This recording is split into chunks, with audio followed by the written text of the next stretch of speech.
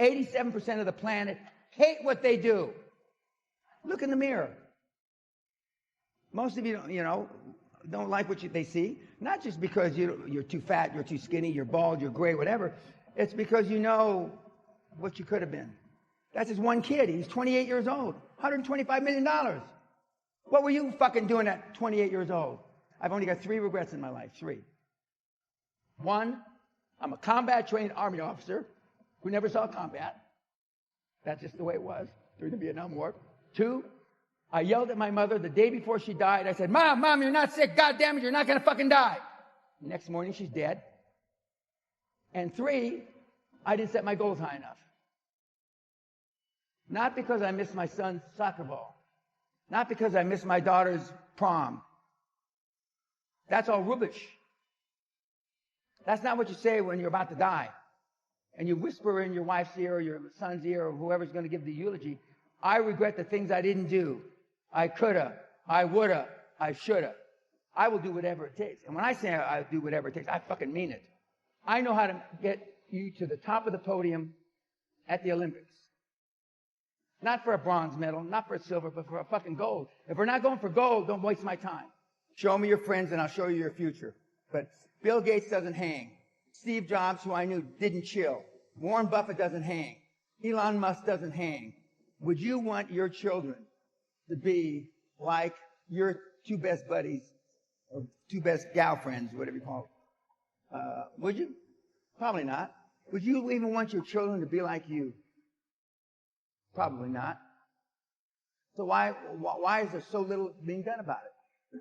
If I were to judge you by the guys you chill with, you hang with, how would I judge you, young man? How would I judge you, young lady? I'd probably judge you a dipshit. You hang out with monkeys, what happens? Your life becomes a fucking circus.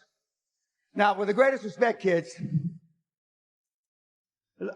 this is not Barnum and Bailey circus. You only have one time to make a first impression. The first impression is how you look. Now, I already know how I look, and you know how I look as well. Second impression is when you open your mouth. Most of you, with the greatest respect, can't speak properly. You stutter, you mumble, you sweat, and I can go on and on. So you go where there are people that you want to be like. You find somebody that is, and my whole basis is mentorship. Find somebody that is where you want to be 20 or 30 years from now, and go to him or her now. I had the presence of mind to be attracted to some very, very famous, very wealthy people in my 50-year career, and I went after them to, not for money, not for anything like that, but I just wanted them to talk to me and to share their wisdom. And today, people are afraid. We've had mentees in the last couple of years that actually got through to Bill Gates. You can't stop trying. If you wanted to be a world-class athlete, where would you go? A world-class coach, right? In the 90s, the kids really were looking towards the future. Now I go back and I go to schools, and now they just want to chill and play video games. And every beating I got from my dad, I deserved 20 more. Because he only beat me for what I got caught. If the nuns caught me, they beat me. If the priests caught me, they beat me. And then my dad would come back into town and he beat me because they didn't beat me enough. The first self-esteem is built the first 7 or 8 years of life. Who are you around the first 7 or 8 years of life? Mom, maybe dad, older brother, uncle, a grandmother, right? What the hell do they know about building self-esteem? We knew our parents told us crap. We listened. Out of politeness, most of it. Myself included. Out of fear, in my case. But now, kids, a dad will tell his son or a daughter, and they'll just say, that's rubbish. Dad's talking shit. Why is he telling us that? What are you going to tell your grandchildren and your children 20 years from now when the greatest transformation of wealth occurred? What were you doing, Grandpa? What were you doing, Dad? Would you have your thumb up your ass? What are you going to tell them? You had your thumb up your ass. It may have been covered with Old Geneva or New Geneva, but you had your thumb up your ass. Okay, and if you want to build self-esteem, deal with people that have high self-esteem. Now, it's not likely Elon Musk is going to have coffee with you. Maybe. It's not likely that Warren Buffett's going to have coffee with you. Self-esteem is what most of your parents didn't give you. It's a form of self-confidence. It's a form of self-awareness. Well, it's the least informed thing that our parents know anything about. And when I get parents and they say, I didn't know any better. You don't know what you don't know. I did what my parents did to me. Did is the operative word. I did what my parents did to me. Now, what kind of teaching structure is that? Most parents aren't capable of creating high-performance kids unless you're Andrew Agassi and Steffi Graf. I mean, those kids are going to be high performance in one way or another because they're both world champions. And so self-esteem is the bedrock of high performance. It's the bedrock of everything.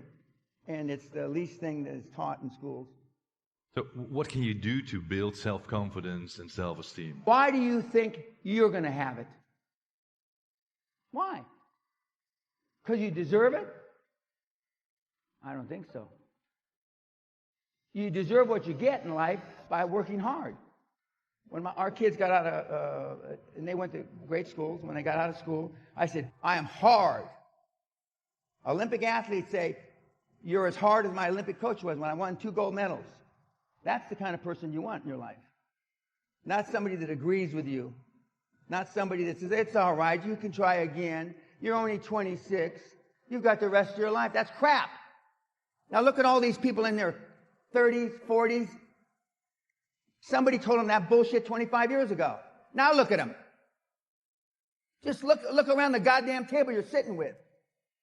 And I don't even have my glasses on. I see bald heads, gray hair. Be the first in the building and the last to leave. And my daughter says, Daddy, that's the janitor. The guy that cleans the floor. I said, yes, honey. 5 months into her first job, she said, the chairman of the company, big company, said, whose light is that up there? Well, that's Kelly Pena's. What is she? She gets to work at 5 o'clock, and then he's leaving. Whose light is that at 11:15 at night? Well, that's Kelly. It's still Kelly Pena. If you're in sales, make 300 cold calls a day. 300 cold calls a day. 300 cold calls a day. Correct.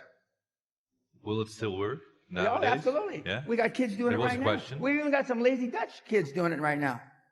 Just pick up the phone. Yeah. Make And a I mean, call. for a Dutch kid, 24 years old, to make 20 cold calls a day, there's nobody teaching sales in this country that I'm aware of that tells you to make 300 cold calls a day. In fact, there's nobody on the planet that I'm aware of that tells you to make 300 cold calls a day. I had a guy just do a $50 million deal. He said, Dan, if you had just told me I was 2,000 cold calls away from my first deal, I would have sent you a check for 20 grand and said thank you, and I wouldn't have come to the castle. I believe in God, yeah. And you think he I have no helps you? proof. Neither do you. I have no proof, but I have faith. Faith. And that's one of the missing things from your, not a journey. Life's not a journey. A journey are for meatheads. Life is find somebody who you want to be like and follow what he did. Just like Socrates, Plato, and Aristotle did 2,500 years ago. So I modeled very successful people, and that's what the whole program is based on. But I believe, and the kids that are the most successful, whether they're the lazy Dutch kids that I poke fun at, or everybody else, is they have faith. But most of you don't have, and I say generally speaking, most of you don't have faith in yourself because you have low self-esteem, low self-confidence. You look like shit. You dress like shit. And you blame it on the 21st century, the reason why you dress the way you do. 25 years ago, if you come to a seminar like this, you'd all be wearing suit and tie. 40 years ago, the women would be wearing hats. Dress, if you want to get money from banks, dress like the president of your country. Unless you're from Pakistan or India or something, dress like the president or the prime minister of your country. You only have one time to make a first impression, kids. You come in looking like some of you, I wouldn't give you fucking toilet paper. Most of you, I'd be embarrassed the way you're dressed. But see, Michael didn't bring me here to make, if I leave here with anybody liking me, I failed. You understand what I'm saying? I failed. I'm not here to be your friend. You want a friend, go get a fucking dog. I'm here to drag your sorry ass across the goal line, no matter what it takes. CEO of Onassis Group, who was my mentor, told me, if you don't ask, Mr. Pena, you cannot get. So I used to carry that forward into my love life. You don't ask, you don't get. You can't go up there stuttering with your hands sweating and dress like you. It's absolutely dead easy. Almost everybody can do it. Well, Follow the rules. everybody, if they dress like a person, like the president of your country. Some people, again, I'm sure this is not the case for your audience, Michael, but some people dress the way you do, kids, because you don't want the opportunity. You've been engaging in self-sabotaging activity so long, it's become a way of life for you. But success leaves clues. If all these guys work 80, 100, 120 hours a week that change the world, success leaves clues. God almighty. Elon Musk is a hard bastard. Henry Ford was a hard bastard. Rockefeller, and my interfacing with the Heineken family, and he was a hard bastard. So how do you think the world got changed? Flappy happy? I'll have another cappuccino. Is that how it happened? I don't think so. Now, you may not, Dan Pena isn't for everybody. I understand that. I can't understand it really. But my wife tells me you're not everybody's cup of tea. So I understand it. I don't want to believe it, but I know it's true. I'm 72 years old. But all the people I've been privileged to be around, I've been around some big, big hitters. They're all the same. But now, because of everything's on iPhone, they're trying to paint their legacy. Now they don't swear on camera. Now they don't do all these things because they want their legacy. I don't give a shit about my legacy because I am the best on the planet at getting you to do what you don't want to do because you're a lazy fuck to get what you want out of life. Nobody's better than I am. Nobody. And I know it. And not everybody loves me, and I don't care. That's good.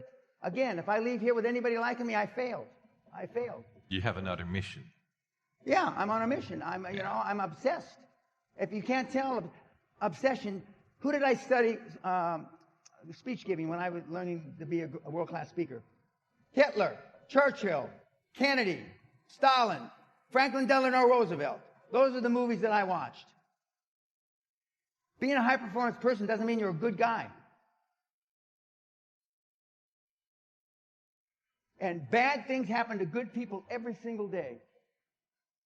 And some of you in the audience don't want, you can't, that doesn't resonate well with you. You do what, for your kids and your employees. Your kids and employees don't do what you tell them to do. They do what they see you do. Most of you have you have habits, but most of them are bad.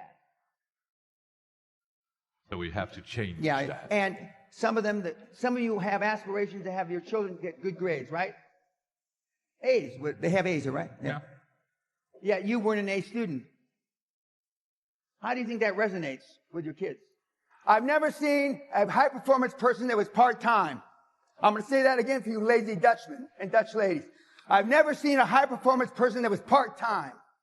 So, if you don't have the power of the human spirit, if you really don't believe in yourself, and we already talked about it, you don't have self-esteem, you don't have self-confidence, you don't feel self-worth.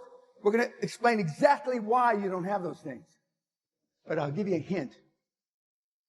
Mommy and daddy fucked you up big time. If you weren't afraid of what people thought of you, said about you, whispered about you, what could you accomplish? A lot more than you've accomplished today. A lot more. Why do we care what people think? Why do we care what people say? And more importantly, why do we care what people whisper? Because we have no self-worth. We have next to little self-esteem. And we have no self-confidence. And how do we get that way? Yes, mommy and daddy. When was the last time you exhibited some courage? Some of you have to go back a long, long way. Some of you never. I said yesterday, I cannot believe that there are people in this audience that have never been spanked, never had a harsh word said to them by their parents, never got in a fight on the school grounds. I can't believe that. And you wonder why you are the way you are. Now, I'm not saying that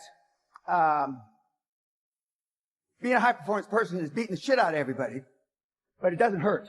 Most guys come to me because I'm the alpha male father they never had. Most young guys come to me because they can't get their willy wet. Now, what the fuck's the world come to? You got to come to a raging, crazy old fucking man, 72 years old, to get your willy wet. What's happened? Almost everything bad. That's what's happened. So far, since I initiated the snowflake test, 95.6% of everybody that's tens of thousands that have taken the test are snowflakes. Now, if somebody came and spit in your wife's face, your daughter's face, you're standing there, your mother's face, where I come from, there's only one alternative. Correct. But you know what at least 50% of the answers we get to say?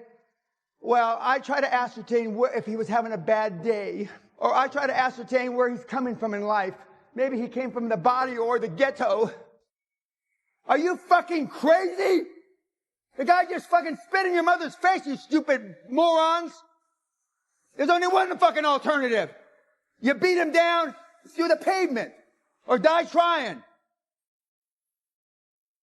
And now the other excuse is, well, I'm afraid of going to jail if I put a whipping on the guy. Well, you couldn't put a whipping on a fucking paper bag, first of all. And that's your excuse. You don't want to go to jail. So now we've got 4 or 5 generations of wusses. Well, I have to ascertain if the guy's having a bad day or not. The world's fucked up, guys, gals. They're selfish. And I tell you to be more selfish. And your parents should have told you to be selfish. Because you can't be anything unless you love yourself.